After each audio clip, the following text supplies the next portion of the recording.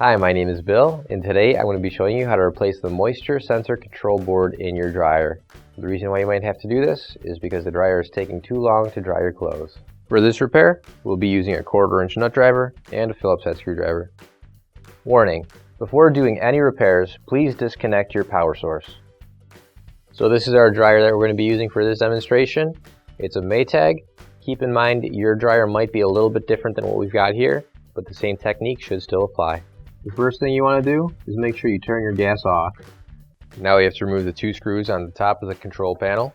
We'll be using our Phillips head screwdriver for that.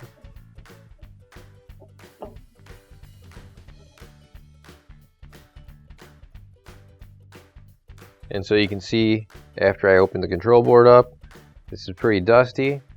And in order to keep this running well for a while, we're also going to want to clean out this dust so nothing else happens to anything else inside. So I want to do that first.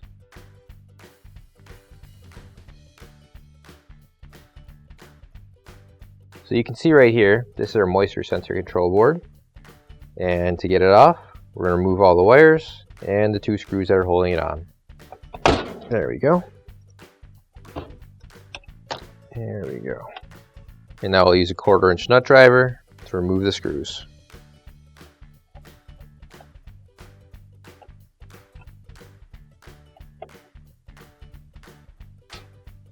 Now the screws are out, and you can take the old control board out.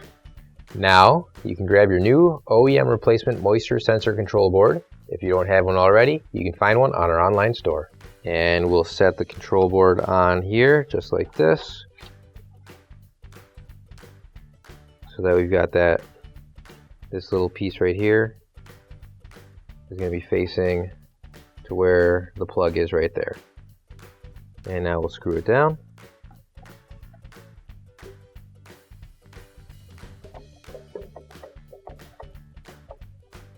And now we can plug everything back in.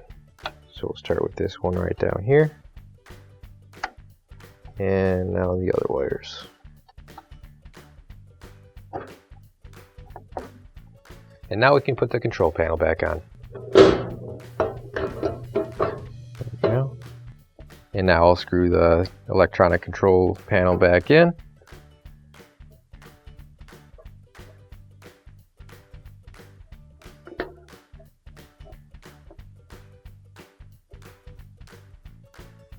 Now you can twist around the control knob and just make sure that works properly, and your repair is complete. Now we can turn our gas back on. Finally, don't forget to plug in your appliance.